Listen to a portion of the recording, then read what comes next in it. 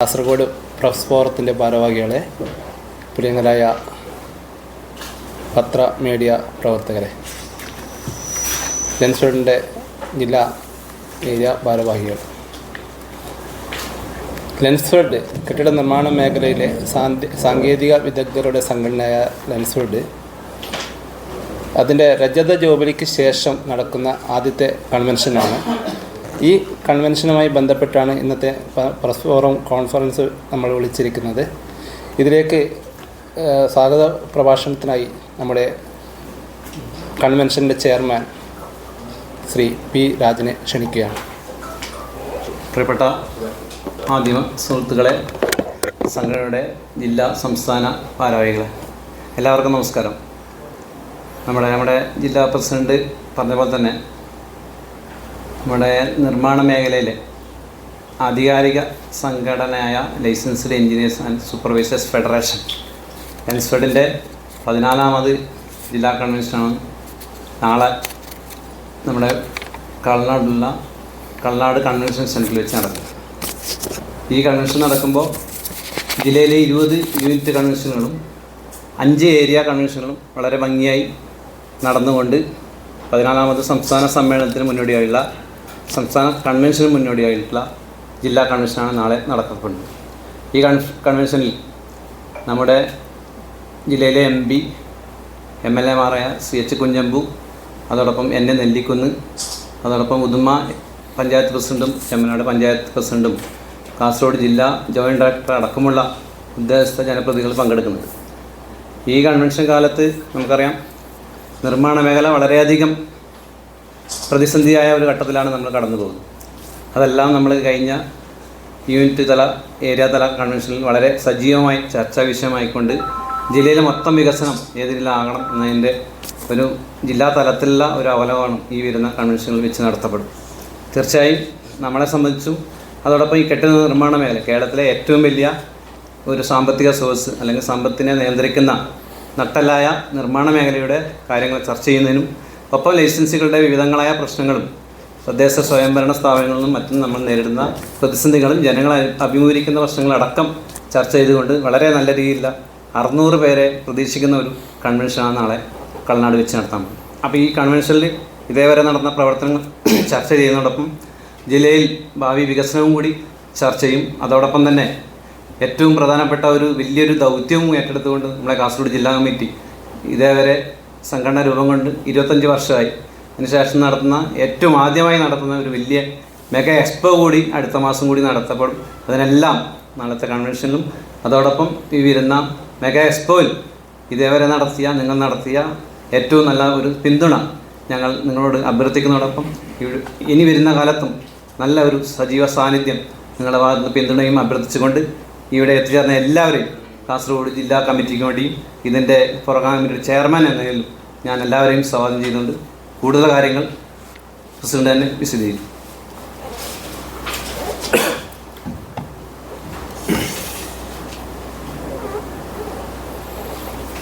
പ്രിയപ്പെട്ടവരെ, ലെൻസ്ഫെഡ് എന്ന സംഘടന 26 വർഷമായി കേരളത്തിൽ ഇവിടെ പ്രവർത്തിച്ചു കൊണ്ടിരിക്കുമ്പോൾ ഇന്നവിടെ ഏറ്റവും താഴേക്കടയിലുള്ള ഒരു ലൈസൻസായ ITI മുതൽ പോസ്റ്റ് ഗ്രാജുവേഷനും PhD വരെയുള്ള ആൾക്കാർ ഈ സംഘടനയിൽ അണിനിരന്നിട്ടുണ്ട്. അതുകൂടാതെ ആർക്കിടെക്ട്സും നമ്മുടെ കൂട്ടത്തിൽ നടക്കുന്നുണ്ട്. മുമ്പെയൊക്കെ നമ്മൾ സ്വകാര്യ മേഖലയിൽ എന്നാണ് പറയാറ്. പക്ഷേ ഇന്നിപ്പോൾ എല്ലാ മേഖലയും സർക്കാർ മേഖലയിൽ സർക്കാരിൻ്റെ BRDC ഉൾപ്പെടെയുള്ള മേഖലകളിൽ നടക്കുന്ന മേഖലകളിൽ ലെൻസ്ഫെഡിൻ്റെ പല എക്സ്പെർട്ടായിട്ടുള്ള എൻജിനീയേഴ്സൊക്കെ ഉൾപ്പെടുന്നുണ്ട്. എല്ലാവരും പല സ്ഥലങ്ങൾ കാസർഗോഡിൻ്റെ മാസ്റ്റർ പ്ലാൻ ലെൻസ്ഫെഡിൻ്റെ നേതൃത്വത്തിൽ സബ്മിറ്റ് ചെയ്തതാണ്. അങ്ങനെ വ്യാപകമായി 25 വർഷത്തോട് വളരെ സുസജ്ജമായ ഒരു പ്രവർത്തനമാണ് ലെൻസ്ഫെഡ് നടത്തിക്കൊണ്ടിരിക്കുന്നത്. അതിൽ പ്രധാനപ്പെട്ട ഈ ഒരു വർഷമായി നടന്നിരിക്കുന്നത് നമ്മുടെ പ്ലാൻ സമർപ്പണമെല്ലാം ഓൺലൈൻ സ്മാർട്ടിലൊക്കെ പോവുകയാണ്. ആ സമയത്ത് ഈ ഗവൺമെൻറ്റിന് ഏറ്റവും കൂടുതൽ സപ്പോർട്ട് ചെയ്തത് ലെൻസ്ഫെഡാണ്. ജനുവരി 1-ാം തീയതി സ്മാർട്ട് ഇംപ്ലിമെൻറ്റ് ചെയ്തപ്പെട്ടപ്പോൾ ഒരു മാസം കൊണ്ട് കേരളത്തിലെ എല്ലാ നമ്മുടെ ലൈസൻസുകളെ അതിന് പ്രാക്ടീസ് ചെയ്തിട്ട് പ്ലാൻ സബ്മിറ്റ് ചെയ്യാനുള്ള പ്രാപ്തരാക്കി. ഒരു പക്ഷേ പല ഗവൺമെൻറ് സെക്ടറിലും അതിലേക്ക് എത്തുന്നതിന് മുമ്പേ നമുക്ക് പ്ലാൻ സബ്മിറ്റ് ചെയ്യാൻ വേണ്ടി പ്രാപ്തരായിരുന്നു നമ്മളെ അംഗങ്ങൾ. ആ രീതിയിൽ മാറി മാറി വരുന്ന എല്ലാ ഗവൺമെൻറ്റിനെയും ഈ സംഘടന എന്നും സപ്പോർട്ട് ചെയ്തിട്ടുണ്ട്. അതോടൊപ്പം നമുക്ക് അനുകൂലമല്ലാതെ ചില കാര്യങ്ങളുണ്ടായിരുന്നു. അതിന് നമ്മളത് ആ രീതിയിൽ ആശങ്ക അറിയിച്ചിട്ടുമുണ്ട്. അതിൽ 1-2 കാര്യങ്ങൾ. ഒന്ന്, നമ്മുടെ പെർമിറ്റ് ഫീസ് ഏകദേശം വലിയ ഒരു ശതമാനം വർദ്ധിച്ചപ്പോൾ നമ്മുടെ ആശങ്ക വളരെ നല്ല രീതിയിൽ ഗവൺമെൻറ്റിനെ അറിയിച്ചിട്ടുണ്ടായിരുന്നു. ഗവൺമെൻറ്റുമായി ബന്ധപ്പെട്ട പല ആളുകളെയും രാഷ്ട്രീയ നേതാക്കന്മാരെയൊക്കെ നമ്മൾ കണ്ട് സംസാരിച്ചിട്ടുണ്ടായിരുന്നു. അതിനൊക്കെ ഭാഗമായിട്ടാണ് ഈ ഇലക്ഷൻ കഴിഞ്ഞ് ലോക്സഭാ ഇലക്ഷനാനന്തരം ആ ഒരു എമൗണ്ട് ഒരു 50% കുറച്ചത്. അതേപോലെ എല്ലാ കാര്യങ്ങളും ഞങ്ങൾ മുഖാന്തരം നടക്കുമ്പോൾ വേറൊരു കാര്യം ഗവൺമെൻറ് നടപ്പിലാക്കാൻ ശ്രമിച്ചിരുന്നു. ഈ കുടുംബശ്രീ ഫെലിസിറ്റേഷൻ സെൻറ്ററിലൂടെ പ്ലാൻ സബ്മിറ്റ് ചെയ്യാനുള്ള ഒരു ശ്രമം. അതും നമ്മൾ അതിശക്തമായി നമ്മളെ ഒരു മേഖലയാണ്. അപ്പോൾ അത് കുടുംബശ്രീയിൽ ചെയ്താൽ എത്രത്തോളം സക്സസ് ആവും എന്നുള്ള കാര്യം ആലോചിക്കാതെയാണ് ഒരു വർഷം ചെയ്തിട്ടുണ്ടാവുക. അത് ചെയ്യണമെങ്കിൽ നമ്മളെപ്പോലെയുള്ള ഒരു ലൈസൻസി വേണം. പക്ഷേ ഒരു വളരെ ജൂനിയറായിട്ടുള്ള ഒരു ലൈസൻസി വന്ന് അത് ചെയ്താൽ എന്തെല്ലാം പ്രയാസങ്ങൾ അനുഭവപ്പെടും, എത്രമാത്രം റോഡുകൾ വ്യതിയാനമുണ്ടാകും. അതുകൊണ്ട് ആ രീതിയിൽ അതിശക്തമായ രീതിയിൽ നമ്മൾ പ്രതിഷേധിച്ചിട്ടുണ്ട്. ഇതെല്ലാം പുറമെ നമ്മൾ ഈ സംഘടന ഞങ്ങളുടെ മെമ്പർമാർക്ക് ഒരുപാട് കാര്യങ്ങൾ ചെയ്തുകൊണ്ടിരിക്കുന്നുണ്ട്. ഒരു മെമ്പർ എന്ന നിലയിൽ സംഘടനയിലേക്ക് വന്നാൽ അവർക്ക് അവരെ സ്വയം പര്യാപ്തരാക്കുന്നതിനും അവരുടെ ക്ഷേമകാര്യങ്ങൾക്കും ഒക്കെ നമ്മൾ സംവിധാനം ചെയ്തിട്ടുണ്ട്. ഒരു ചെറിയ ക്വാളിഫിക്കേഷനിലായിട്ട് വന്നാൽ ഇന്നവർക്ക് സ്കിൽ പാർക്ക്, അവരുടെ ഏത് ഏരിയയിലാണ് അവർക്ക് കൂടുതൽ പ്രവർത്തിക്കാൻ താല്പര്യം, അവരുടെ സ്കിൽ ഏതാണ്, ആ രീതിയിൽ സ്കിൽ പാർക്ക് നമ്മൾ ഉദ്ഘാടനം ചെയ്തിട്ടുണ്ട്. അതുപോലെ തന്നെ ഫിനിഷിംഗ് സ്കൂൾ, അതായത് ഏത് ക്വാളിഫിക്കേഷൻ, ഒരു ITI ക്വാളിഫിക്കേഷനുള്ള ഒരാളാണ് വേണമെങ്കിൽ അവർക്ക് ഡിപ്ലോമയും BTech ഗ്രാജുവേഷനൊക്കെ എടുക്കാവുന്ന രീതിയിൽ ഫിനിഷിംഗ് സ്കൂൾ സംഘടനയുടെ നേതൃത്വത്തിൽ സംഘടനയുടെ ഉന്നത തല വിദ്യാഭ്യാസ സമിതിയെ നിയോഗിക്കുകയും അതുമായി മുന്നോട്ട് പോവുകയും ചെയ്യുന്നു. ഇങ്ങനെ ഞങ്ങളുടെ സംഘടനയ്ക്ക് വരുന്ന മുഴുവൻ ആളുകളെയും അവരുടെ പ്രൊഫഷനും അവരുടെ ലൈഫിലും എല്ലാ തരത്തിലും എൻഹാൻസ് ചെയ്യാൻ വേണ്ടിയിട്ടാണ് ഇന്ന് സംഘടന നിലകൊള്ളുന്നത്, വിശകലനം ചെയ്യപ്പെടുന്നത്. അതോടൊപ്പം തന്നെ നമ്മൾ സ്വാഗത പ്രഭാഷണം ചെയ്ത് പറഞ്ഞ പോലെ ഒരു വലിയ ഈവൻറ്റ് ഡിസംബർ മാസം അവസാനം ലെൻസ്വേർഡ് ബിൽഡ് എക്സ്പോ 2024 എന്നുള്ള രീതിയിൽ കാഞ്ഞങ്ങാട് നടത്താൻ വേണ്ടി പോവുകയാണ്. ഇതിനൊക്കെ ഡീറ്റെയിൽ നമ്മുടെ ഭാരവാഹികൾ നിങ്ങളോട് കൂടെ ഷെയർ ചെയ്യുന്നതാണ്. ഏതായാലും നല്ല രീതിയിൽ കാസർഗോഡ് പ്രസ് ഫോറം നേതാക്കളും പ്രവർത്തകരും ലെൻസ്വേർഡുമായിട്ട് എന്നും അടുപ്പത്തോടുകൂടി നല്ല രീതിയിൽ മുന്നോട്ട് പോയിക്കൊണ്ടിരിക്കും. അപ്പം നമ്മുടെ ഇനിയുള്ള പ്രവർത്തനങ്ങൾക്ക് എല്ലാവിധ സപ്പോർട്ടും ഉണ്ടാവും എന്ന് ആശിച്ചുകൊണ്ട് എല്ലാവർക്കും ആശംസ നേർന്നുകൊണ്ട് എൻ്റെ വാക്കുകൾ ചുരുക്കുന്നു. ഇതിൻ്റെ എക്സ്പോൻ്റെ ഡീറ്റെയിൽ പറയുവാൻ വേണ്ടി നമ്മുടെ എക്സ്പോ കമ്മിറ്റിയുടെ വൈസ് ചെയർമാൻ ശ്രീ വിജയനെ ക്ഷണിക്കുന്നു.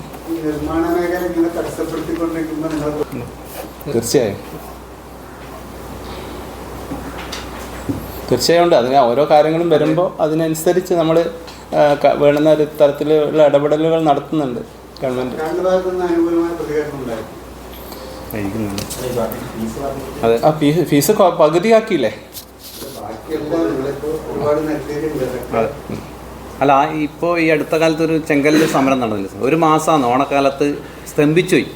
ഓണം ഏറ്റവും കൂടുതൽ നിർമ്മാണം രംഗം ഉഷാറായ സമയമാണ് ഓണം. അതുപോലെ തന്നെ ഒരേ മാസത്തിലാണ് റബ്ബർ ലെവൽ വന്നത്. അപ്പോൾ അന്നാണ് കുറേ പണികൾക്ക് തുടക്കം കുറിക്കുന്നത്. അപ്പോൾ അതിലുണ്ടായ പ്രശ്നം ഉണ്ടെങ്കിൽ ആ സമയത്ത് തന്നെ തക്കം നോക്കിയിട്ട് നിർമ്മാണ മേഖലയ്ക്ക് വലിയൊരു ആഘാതം. ഈ കല്ല് കിട്ടാതെ ഒന്നും നടക്കില്ല. കല്ല് കെട്ടിക്കഴിഞ്ഞാൽ മാത്രമല്ല അതിൽ കോൺക്രീറ്റ് ചെയ്തിട്ട് പിന്നീട് തേപ്പ് അടക്കമില്ല ജോലികൾ ചെയ്യാൻ പറ്റും. അപ്പോൾ ആ സമയത്ത് വലിയ പ്രശ്നമുണ്ടായി. നമ്മൾ അടിയന്തരമായിട്ട് സംസ്ഥാന കമ്മിറ്റിയും അതോടൊപ്പം ജില്ലാ കമ്മിറ്റി ഇടപെട്ടുകൊണ്ട് ജില്ലയിലെ MLA-മാർക്ക് തദ്ദേശ സ്വയംഭരണ സ്ഥാപനങ്ങൾക്ക് കളക്ടർക്ക് അടക്കം ഈ കാര്യം അവരെ ശ്രദ്ധയിൽപ്പെടുത്തി. അപ്പോൾ അതിൻ്റെ ഭാഗമായിട്ടാണ് നമ്മുടെ MLA-മാരായ കുഞ്ഞമ്പേട്ടനും അതുപോലെ തന്നെ എന്നെ നെല്ലിക്കലും വലിയ രീതിയിൽ ഇടപെട്ട് അവരെന്നെ മുൻതൂക്കം നൽകി ചർച്ചകൾക്ക് മുൻകൈ എടുത്തുകൊണ്ട് ആ പ്രശ്നം ഒരു തവണ പരിഹരിച്ചു. വീണ്ടും തൊഴിലാളികൾ പണിമുടക്കുമ്പോൾ വീണ്ടും അവർ തന്നെ ഇടപെട്ടുകൊണ്ട് ആ സമരം നമുക്ക് നിർത്തിവെക്കാൻ സാധിച്ചിട്ടുണ്ട്. അതെല്ലാം നല്ല ഇടപെടൽ നടത്തിയിട്ടുണ്ട്. അതുപോലെ തന്നെ നേരത്തെ പറഞ്ഞ ഈ ഫീസ് കുറച്ചത് വെറുതെ കുറച്ചല്ല, ഇലക്ഷൻ്റെ ഒരു തിരിച്ചടി മാത്രമല്ല. ഞങ്ങൾ നിരന്തര സമരം നടത്തി, കലക്ടറേറ്റിന് മുമ്പിൽ ധർണ നടത്തി. ഈ ജില്ലയിൽ തന്നെ 250ഓളം പങ്കെടുത്തുകൊണ്ട് 5000-ലധികം ആൾ പങ്കെടുത്ത ഒരു വലിയൊരു സമരം നമ്മുടെ സെക്രട്ടറിയുടെ മുമ്പിൽ നടത്തി. അതിനെല്ലാം ഒരു പ്രതിഫലനം എന്ന രീതിയിലാണ് സർക്കാർ അതിന് മുന്നോട്ട് വന്നില്ല. അപ്പോൾ നിരന്തര സമരം നടത്തിയിട്ടുണ്ട്. അത് നമുക്ക് റെഗുലറൈസ് ചെയ്യാൻ പറ്റും. ഇപ്പോൾ കുറച്ച് റിലാക്സേഷൻ കേരള ഗവൺമെൻറ് നമ്മളോട് എല്ലാവരോടും സംഘടനകളോട് കൂടി അഭിപ്രായം ചോദിച്ച് അത് കേന്ദ്രത്തിന് തിരിച്ചയച്ചിട്ടുണ്ട്. അത് പെട്ടെന്ന് ഇംപ്ലിമെൻ്റ് ആവുന്നതാണ്. ഓൾറെഡി ഇംപ്ലിമെൻ്റ് ചെയ്ത്, എന്നാലും എല്ലാ സ്ഥലത്തേക്കും എത്താനുണ്ട് അത്രേ. അതെ. മാത്രമല്ല ഈ പെർമിറ്റ് ഫീസ് വർദ്ധിച്ചിട്ടാകുമ്പോൾ ശരിക്കും പറഞ്ഞാൽ കൊമേഴ്സ്യൽ സെക്ടറെല്ലാം പൂർണ്ണമായിട്ട് നിശ്ചലമായി പറയാം. അവരുടെ ഫീസൊക്കെ ലക്ഷങ്ങളാണ് ആയിട്ടുള്ളത്. അപ്പോൾ പകുതി ആക്കിയിട്ടാകുമ്പോൾ അത് വലിയൊരു തരത്തിൽ പിന്നെ ലൈവ് ആവുന്നുണ്ട്. ചലിക്കാൻ തുടങ്ങിയിട്ടുണ്ട് ഈ സെക്ടർ ഇപ്പോൾ. ബാക്കി അതൊരു ചെറിയ വിഭാഗമല്ലേ ഉള്ളൂ. ഉണ്ട്. അത് ഞാൻ പറയാം, നമ്മളൊക്കെ ഒരു 100% പിന്നെ ഒരു നിഷ്കളങ്കമായിട്ട് ഒരു പാഷനോട് കൂടിയാണ് ഈ സംഘടനയോട് സമീപിക്കുന്നത്.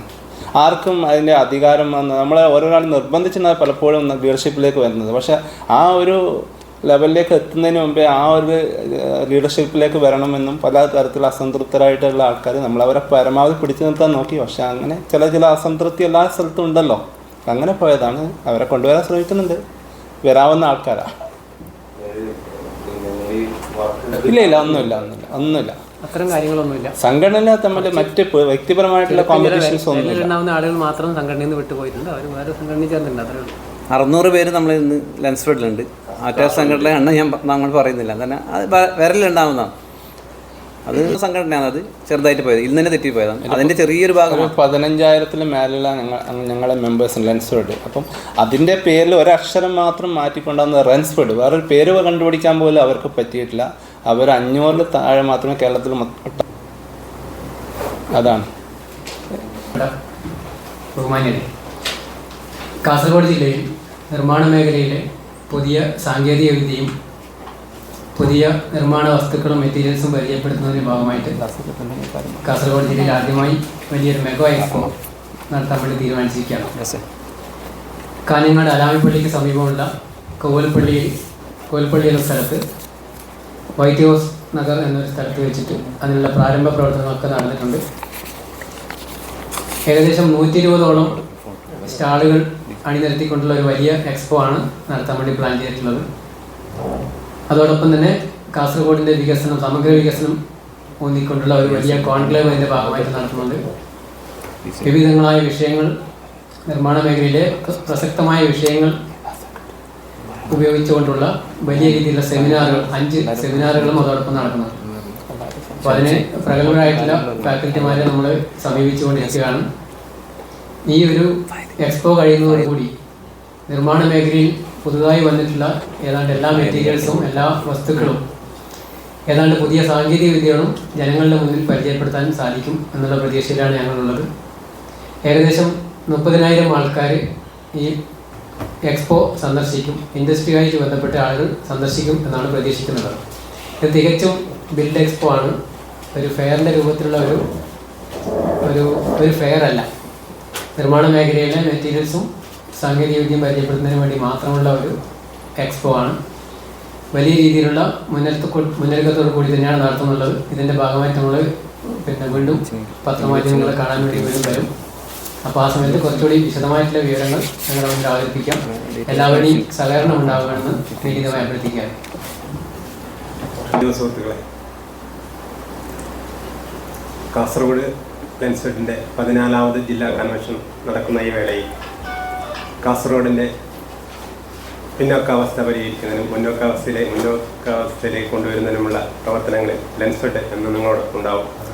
നാളെ നടക്കുന്ന കൺവെൻഷനിൽ എല്ലാ പത്രമാധ്യമ സുഹൃത്തുക്കളെയും കൺവെൻഷൻ വേദിയിലേക്ക് സ്വാഗതം ചെയ്യും. ഈ പത്രസമ്മേളനത്തിൽ പങ്കെടുക്കുന്നത് CV വിനോദ് കുമാർ, ജില്ലാ പ്രസിഡന്റ്, അനിൽകുമാർ MD, ജില്ലാ സെക്രട്ടറി, മുഹമ്മദ് റാഷിദ്, ജില്ലാ ട്രഷറർ, P. രാജൻ, ചെയർമാൻ, ഈ കൺവെൻഷൻ്റെ പ്രോഗ്രാം കമ്മിറ്റിയുടെ ചെയർമാനാണ്, നിയാസ് അഹമ്മദ്, കൺവീനർ സ്വാഗത സംഘം, M. വിജയൻ, സ്റ്റേറ്റ് കമ്മിറ്റി അംഗം, നേരത്തെ പറഞ്ഞ പോലെ തന്നെ നമ്മുടെ എക്സ്പോയുടെ വൈസ് ചെയർമാൻ, ശ്രീ ഉദയകുമാർ മല്ലം, ജില്ലാ joint secretary, Shri A. Divakaran, Kasaragod area president, Shri Abdul Latheef, Kasaragod area secretary. ഇത്രയും പേരാണ് ഇന്നത്തെ പങ്കെടുക്കുന്നത്. അത് ഞാൻ എല്ലാവർക്കും എഴുതി തരാം.